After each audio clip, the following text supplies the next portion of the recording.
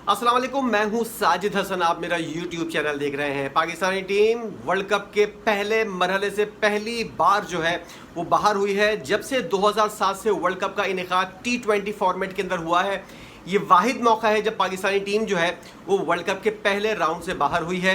और इतनी बड़ी खबर के बाद अगर कोई एक्शन ना हो, जैसे कि मोहसिन नकवी साहब ने कहा था कि बड़ी सर्जरी होगी, उसके बाद हमने आपको रिपोर्ट किया था बड़ी सर्जरी होने के इम्कानात कम हैं, लेकिन इतनी बड़ी हार के बाद और इतना बड़ा कुछ होने के बाद जो पहली दफ़ा हुआ है उसके बाद कोई कार्रवाई ना हो, ऐसा मुमकिन नहीं है। गो के इसको हम कह सकते हैं कि बड़ी सर्जरी नहीं है, लेकिन अभी भी 8 ऐसे अफराद हैं जिनकी मुकम्मल तौर पर छुट्टी का इम्कान है और छुट्टी होने वाली है। जो खबरें आ रही हैं 8 अफराद के जो है वो साइडलाइन किया जा रहा है, टीम से उनका सफाया होने वाला है।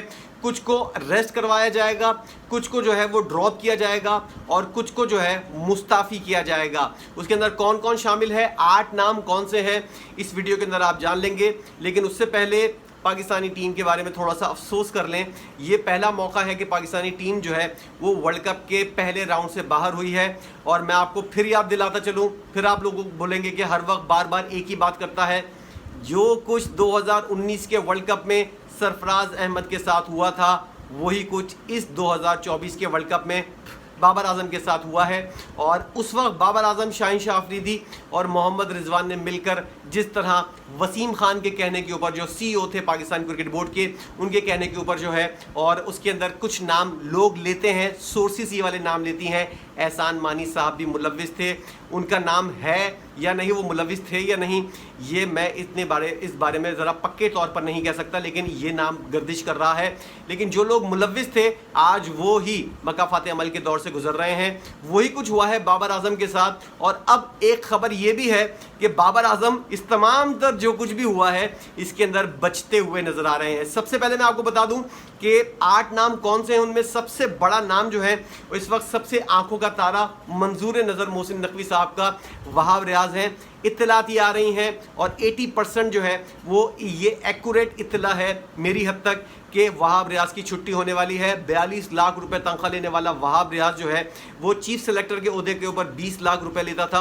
और उसके बाद दीगर पाकिस्तानी टीम का जो मैनेजर है, सीनियर मैनेजर, और जो ये दीगर काम करते थे, उसके बाद जो है आई थिंक और एक आध और ओहदा भी इनके पास है, लेकिन वो इतना ज़्यादा कोई ख़ास नहीं है, लेकिन उसकी तनख्वाह भी मिलती है। सब कुछ मिलाकर जो है वो 35 से 42 के दरमियान की फ़िगर बन रही है, लाखों में 35 से 42 लाख रुपए जो है वो मंथली लेते हैं वहाब रियाज साहब। उनकी छुट्टी होने वाली है। और ये खबर जो है उसके अंदर ज़रा सा ट्विस्ट इसलिए है कि मोहम्मद यूसुफ, अब्दुल रज़्ज़ाक और ये जो हमारा जो मिडिल ऑर्डर बैट्समैन था असद शफीक, वो जो है उसकी नौकरी जो है वो शायद बच जाए, लेकिन वहाब रियाज की नौकरी जो है वो जाने वाली है। और टीम के अंदर से कौन कौन से खिलाड़ियों का सफाया होने वाला है, और ये वाली खबर जो मैं बहुत पहले से डिस्कस कर रहा था, कुछ इत्तलात ये आ रही हैं कि बाबर आजम को जो ग्रुप है उसके मुखालिफ वाला ग्रुप जो है उसको फारिग करने का ये फैसला कर लिया गया है। और इस बारे में जो है बहुत ज़्यादा सोच विचार कर ली गई है। हतमी फैसला जो है वो गैरी क्रिश्चियन से मुलाकात के बाद, हमारे चेयरमैन PCB मोहसिन नकवी साहब जो है उससे मुलाकात के बाद और दीगर जो स्टाफ है उससे मुलाकात के बाद जो है वो हतमी चीज़ें तय पाएंगी। लेकिन अब तक जो इत्तलात सामने आ रही हैं उस हद तक ये फैसले हो चुके हैं। और जो दीगर खिलाड़ी हैं उनके अंदर शाहिन अफरीदी जो हैं वो रेस्ट के ऊपर जाने वाले हैं, मोहम्मद रिजवान रेस्ट के ऊपर जाने वाले हैं। और मोहम्मद रिजवान का कुछ नहीं कह सकते कि क्या T20 के करियर के अंदर ये आयरलैंड के ख़िलाफ़ जो संडे का मैच होगा ये उनके करियर का शायद आखिरी मैच हो, या फिर 1-1.5 साल का जो गैप आएगा वो उससे पहले का ये आखिरी मैच होगा। शायद साल 2 साल के बाद जो है या 1.5 साल के बाद जो है इनको दोबारा कंसीडर किया जाए। लेकिन दूसरे नाम जो हैं, जो विकेट कीपर बैटर हैं, वो काफ़ी मजबूती के तौर पर जो है वो सामने आ चुके हैं।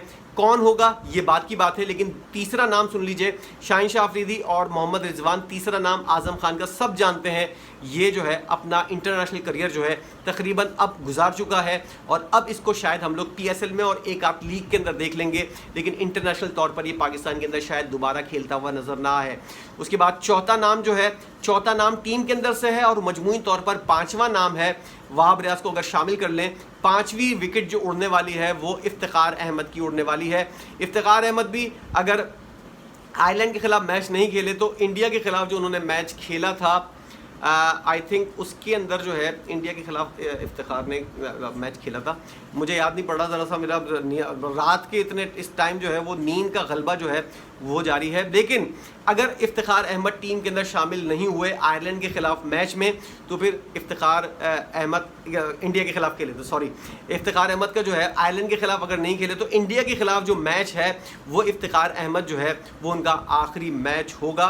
और इफ्तिखार अहमद को शायद अब T20 फॉर्मेट के अंदर उनकी एज को देखते हुए, उनके रवैये को देखते हुए, उनकी बैटिंग को देखते हुए उनको जो है वो शायद अब कंसीडर ना किया जाए T20 फॉर्मेट के अंदर। और इसके अलावा जो नाम है वो क्या 5 नाम तो ये होगा, 6 नाम, उनके अलावा जो है इमाद वसीम का नाम जो है वो भी गर्दिश कर रहा है, वो भी एक पक्की इत्तलात के मुताबिक जो है उनका नाम जो है वो लिया जा रहा है कि वो भी शायद अब इंटरनेशनल क्रिकेट के अंदर जो है वो दोबारा नमूदार ना हो सकें। और दूसरी जानिब साइम अयूब जो है उनको भी जो है वो बहुत ज़्यादा तवील रेस्ट और उनको शायद डोमेस्टिक क्रिकेट के अंदर खेलने का मौका दिया जाएगा, दोबारा वो डोमेस्टिक क्रिकेट खेलते हुए नजर आएंगे और शायद PSL भी खेलते हुए नजर आएँ। और इसके अलावा उस्मान खान जो है मुकम्मल तौर पर जो है वो अब UAE से भी हाथ धो बैठे हैं, शायद पाकिस्तान के अंदर मुस्तकिल तौर पर वो लीग खेलें और डोमेस्टिक क्रिकेट खेलें।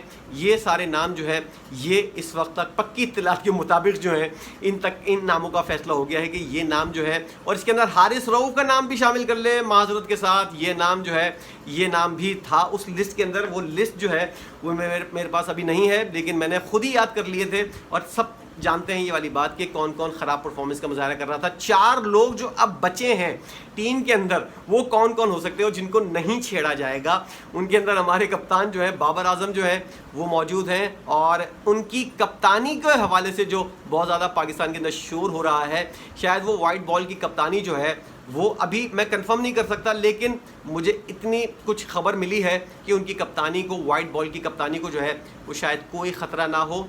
चैंपियंस ट्रॉफी जो 2025 के अंदर पाकिस्तान के अंदर हो रही है उसकी कप्तानी, उसके अंदर जो पाकिस्तान के कप्तान हो वो बाबर आजम आपको देखने को मिले। ये ख़बरें जो हैं ये ऐसी हैं कि ख़ुद मेरा अपना तज़िया जो पिछला माजी का चल रहा है उससे मुझे हैरान कुन है, क्योंकि बहुत ज़्यादा पाकिस्तान के अंदर प्रेशर भी ये वाला आ रहा है कि बाबर आजम कप्तानी का मटेरियल नहीं है, उसको कप्तानी से हटाया जाए। दूसरा नाम जो है मोहम्मद आमिर का है। मोहम्मद आमिर जो है वो कहीं नहीं जा रहे, ना ही वो रिटायरमेंट ले रहे हैं। जो खबरें चल रही हैं मीडिया के अंदर और सोशल मीडिया के ऊपर जो लिखा हुआ नज़र आ रहा है, आमिर की एक तस्वीर होती है, उसके साथ कुछ लाइनें लिखी हुई होती हैं, उसके अंदर बहुत ज़्यादा ये वाली बात देखी गई है कि मोहम्मद आमिर जो है वो रिटायरमेंट ले रहे हैं, लेकिन ऐसा कुछ भी नहीं है।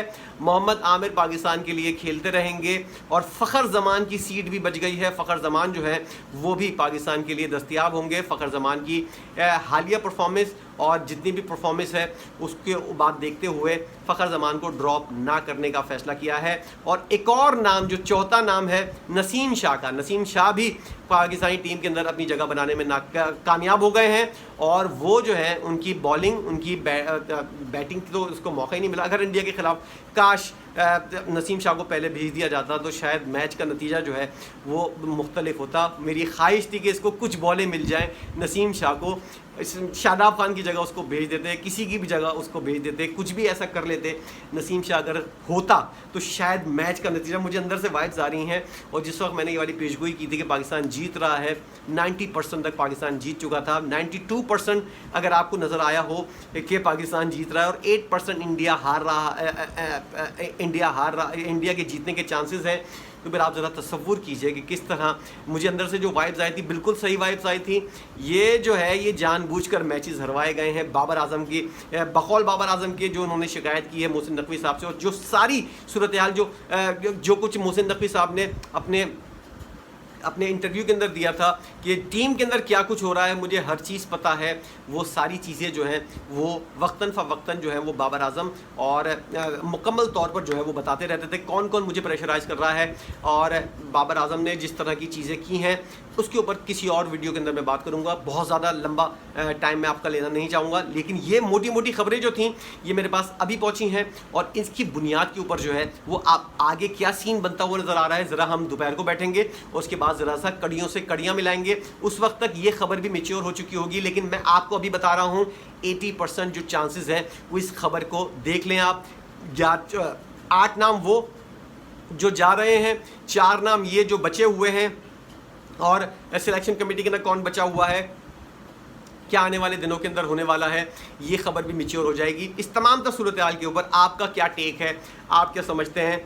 मुझे यकीन है बहुत से लोग जो होंगे वो इस बात के ऊपर एतराज़ करेंगे कि बाबर आजम की कप्तानी जो है ये भी जानी चाहिए, लेकिन इस वक्त तक की जो खबरें हैं उनके मुताबिक बाबर आजम की कप्तानी कहीं नहीं जा रही, मोहम्मद आमिर कहीं नहीं जा रहे, नसीम शाह टीम के अंदर मौजूद हैं, फ़खर जमान भी पाकिस्तानी टीम को जो है वो रिप्रेजेंट करते हुए नजर आएंगे। और 2025 के अंदर जो है वो हम देखेंगे कि पाकिस्तान के अंदर जो चैंपियंस ट्रॉफी होगी उसके अंदर बाबर आजम कप्तान और ये तीनों खिलाड़ी जो हैं उनके साथ मौजूद होंगे। और कौन कौन से खिलाड़ी मौजूद होंगे और किसका सीन बनता हुआ नजर आ रहा है, कौन मेरिट के ऊपर भर्ती होगा, नया चीफ सेलेक्टर कौन आ रहा है, सारी बातें जो हैं ये अब कुछ दिनों के बाद जो है डिस्कस करते करते आपको खबरें पहुंचाते हम जो है वो इस तमाम तर सूरत हाल को खुद देखेंगे। अब तक की जो खबरें हैं उसके मुताबिक आपकी अपनी क्या राय है ज़रूर बताइएगा। हमेशा की तरह बहुत अहमियत वाली आप लोगों की राय होती है, मैं बहुत दिल से इन राय का, इन चीज़ों का, खुदा के वास्ते, ये कुछ लोग जो हैं वो माँ बहन की गालियाँ दे रहे होते हैं, खुदा के वास्ते यार मैंने भी बंद कर दिया, मैं गाली माँ बहन की तो नहीं देता था,